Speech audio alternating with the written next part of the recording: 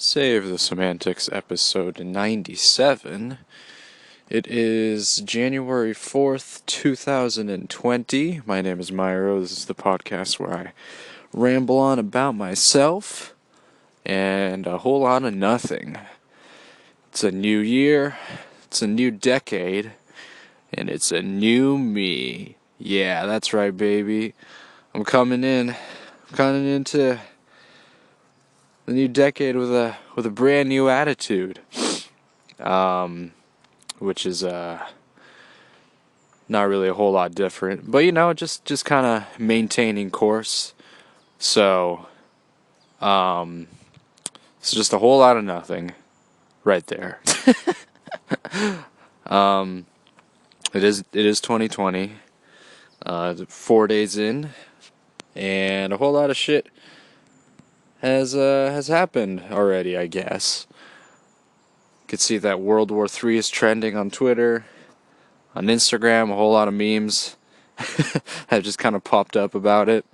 And probably some other stuff. So that's fun, right? It's fun to speculate. Definitely not a whole lot of damage that's going to occur in the next year or so, but we'll see. As for myself, had a good New Year's, I'd say.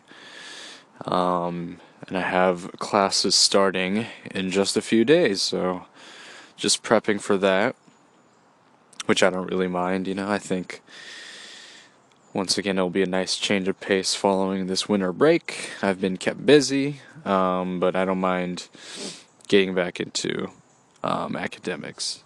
And I feel like I haven't really engaged myself in schoolwork in a little bit of time. And not that like I miss it or anything, but I guess I just miss being busy with something like that, being busy learning something, even if it's kind of mundane. Having a routine is kind of a nice thing to have, I suppose. And outside of academics, well, I'll try to keep myself busy. As I said, I'm going to try to go to the gym more consistently. I was thinking of actually going on a run today, but I decided not to. It's either I do this, or I go for a run. Well, why not both? Well, I'm lazy, and I just don't really have a whole lot of patience. And I feel like if I went on a run right now, I would just be a little too tired. My sleep schedule has been kind of whack as of late, and I've been kind of waking up late mornings, and that's due to the fact that I've been kind of staying up late after work and all that.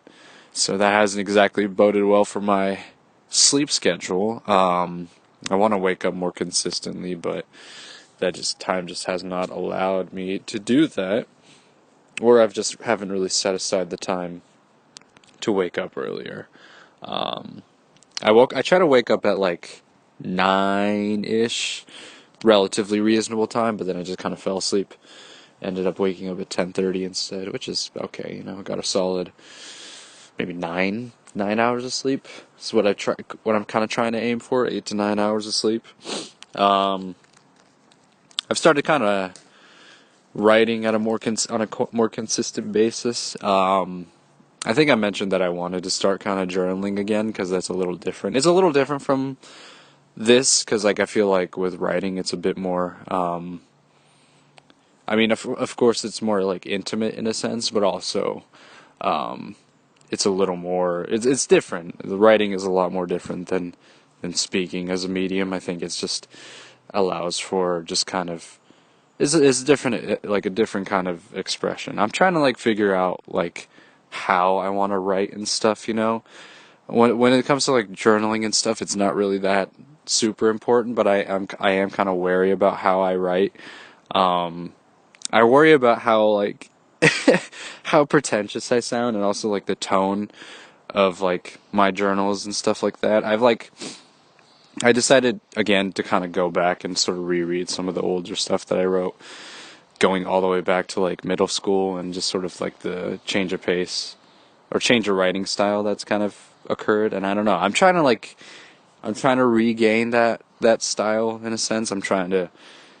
I'm trying to find my voice, you know, in the same way that I'm doing that with this, right? It's just kind of different, I guess.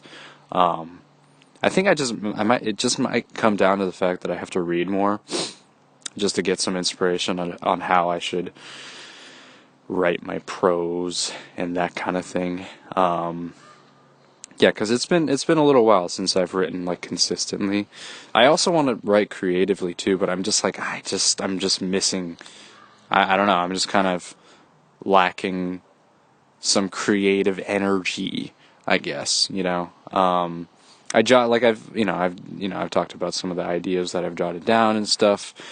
Not really super fleshed out, but I want to, I just want to try to put down some things on paper that I've like thought about, it's hard. It's not easy.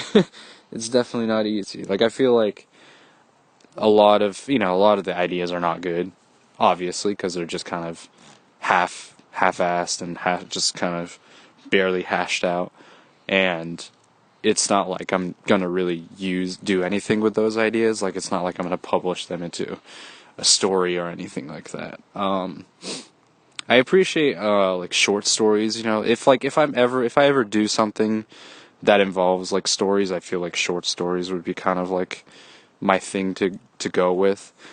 I feel like a long, a book or sort of a normal kind of story would be a little difficult to execute for me, just because like I feel like I need to really flesh it out.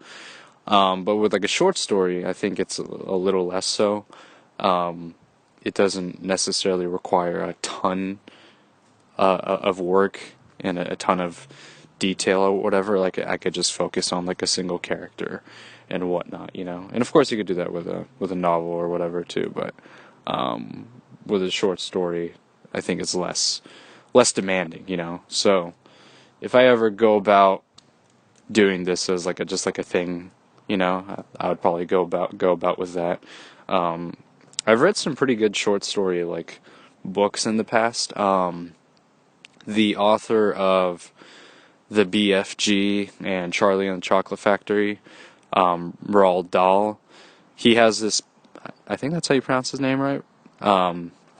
He wrote this one like series of short stories and then kind of like compacted them into a novel. And there were some pretty good stories in there. It was like kind of interesting. There was one about a hitchhiker that I remember. I forgot the exact details, but it was about a hitchhiker, obviously, and I think he was showing to the person that he was being driven by how he has evaded the law or something like that. That was kind of an interesting one. There was one who was like a magician, and there were some other ones in there. It was pretty well done. I think the most recent one, like short story, like compliment. I mean, it's not like something that I read all the time, but I've just kind of noticed that I've, I like those kinds of stories just because like it's just one off and there's not really too much of an expectation. Like you don't need to read an entire series to get the gist of it or feel fully satisfied by it. If you didn't like the story, it's like, okay, all right, well, it was just that. So it's like you didn't really waste your time reading that whole thing. And you kind of just move on to the next story. And if the next story isn't great either, you can move on to the next one, and then eventually you'll find something that's all right. It's kind of like skits, a lot of, like skit shows. SNL, SNL has a lot of hit and miss skits, but once in a while there's like that one, at least once an episode, maybe there's that one good skit that they have. I think that's sort of like a similar thing with short story compilations, So I guess if I ever do something with that, maybe that's a route that I would take. I'm not entirely sure. I'm just kind of, rambling on about ideas and stuff. But yeah, I've been writing and stuff. It's hard. I don't know. I don't really know what kind of things what things I would even write about, Like, it's just, I don't expect any of this to become, a huge, like part of my life or whatever, but it's just, it'll be kind of cool to just have as like a hobby, just so I can just continue to be like creative in some medium, I guess. So yeah, there's that. That's something I've been thinking about. Other than that, I've been just kind of enjoying the break to the best of my abilities. I've been watching some Netflix here and there. I've started watching some anime series. I started watching one called ReZero, which has been pretty good so far. It's very, of course, like any other like solid series, it gets dark at certain points. I'm like kind of at a point where it's sort of becoming a little more, uplifting, I guess. But like the last, I don't know exactly know how long the series is. I think it's like 27 episodes or something like that. I think I'm a little past the halfway point, but I was just going through like the like part of the series where it was just brutal, man. The last few episodes were just God. It was soul crushing. It was brutal. Like I know people like Berserk. I've never seen or read the series, but like Berserk being a very like just soul crushing series and stuff. But I don't know if I can handle that kind of thing. But just even this is just pretty. It's pretty brutal to get through. I mean, I haven't seen the whole series yet. I guess I'll give my recommendation once I finish it, but there's a part of the series that's it's tough to get through, I feel like, and I think it's finally kind of starting to get better for the protagonist, but like, God, he's just bombarded with just shitstorm after shitstorm. So that was something. Pretty emotional too. It gets pretty emotional at certain times. I finished watching the Rakugo anime. I really need to get the full name down, and I thought it was very well done. I felt it was just long enough where the story kind of ended on the right note. It didn't like overstay its welcome or anything like that. I felt it was pretty well done. And if you're into like historical kind of animes, like I'd recommend it. It's not, of course, there's like fantastical elements to it, but it's just that's like more complementary to like the story itself. Like it kind of explores like death, what else? Livelihood, gender roles, that kind of thing. And it explores a lot of these kind of ideas. Class, like where you are as like social mobility, that kind of thing. There's a lot of interesting things that the series brings up, and I appreciate that. Of course, the main draw is I feel like the acting, the voice acting, is incredibly well done. The art of Rakugo in itself is incredibly difficult to like execute, just because like as I mentioned before, like you're playing multiple characters, but like you have to be really convincing to differentiate yourself between character and character, and it also depends on how you tell that story too, because you are the narrator and you are all these other various characters, so you kind of have to you have to play all these roles, and at the same time you have to play it to an audience successfully by entertaining them. So there's just multiple levels to how you do that kind of thing, right? So it's different from like stand up, where stand up the main thing is to make people laugh, and there are multiple stories in Rakugo that are meant to entertain the audience and make them laugh, but a lot of them are much more psychological, and you kind of are thinking about there's like the lessons that those stories pose, and in the different way each Rakugo storyteller has their own way of telling the story, so that gives that story a different interpretation. I think the one example in the anime that I can think of that sort of has like different ways you can interpret it is the story Shinigami, which is about it's about death. The a god of death is coming for this one character, and there's just different ways that he deals with it, and the way the storyteller can tell it's either incredibly like haunting, or it's just kind of like expected. It's like, oh well, of course he's gonna die. He's old, he's disheveled, and that kind of thing.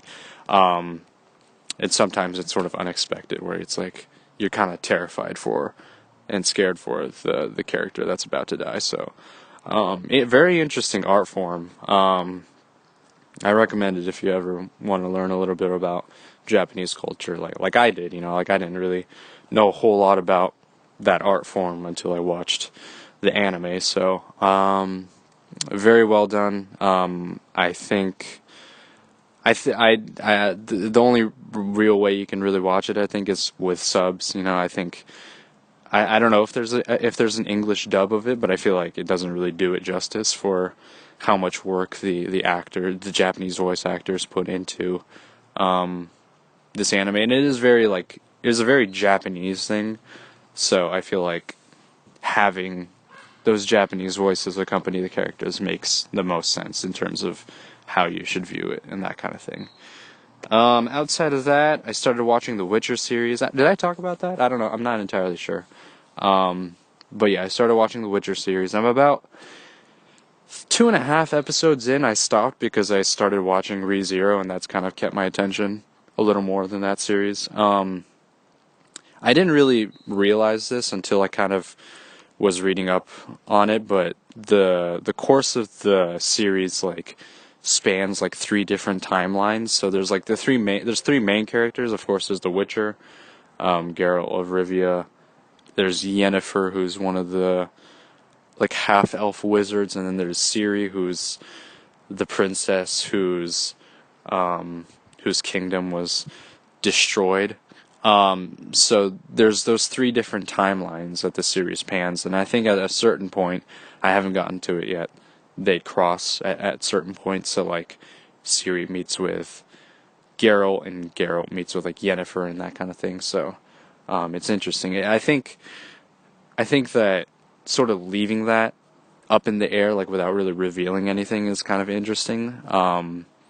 And I was surprised that there's only it was a 60 or 58% on Rotten Tomatoes, while the audience score was much higher.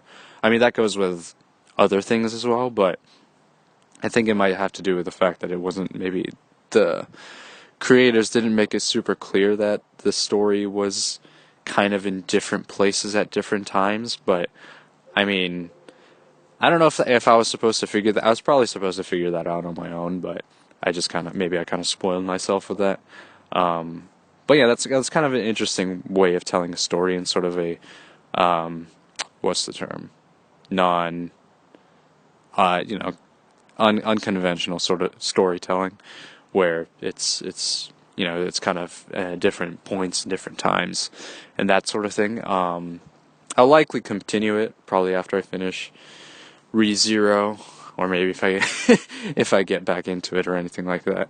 It took me a while to finish the first season of Narcos, and I kind of lost interest, unfortunately. I just couldn't really get into the second season, mainly because I think it's due to the fact that I kind of know what to expect in the series, and I don't know, maybe I was just a little tired of drug war dramas and that kind of thing. So maybe that's sort of why I decided to kind of take a break, take a step back from it.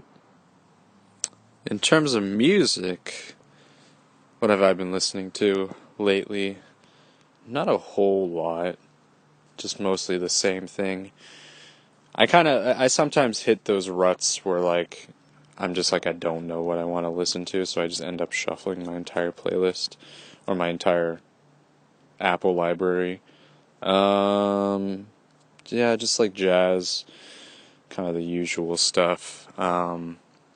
I've bounced around in genres last year, and I guess recently as well. So I'm gonna continue to do that. It's sort of when I stick to when I find an album that I really like, it's kind of hard to like move away from that. So like I said, I really like Duran Jones and the Indications. I really like that album, but it's like when I try to find something that sounds similar to that, like it's hard. You're just not gonna find something that sounds exactly like it. And what's the point, right? Like, why would you want to listen to something that sounds exactly like it when you already have that in your library? So I've just kind of been bouncing around trying to find some sounds that I like.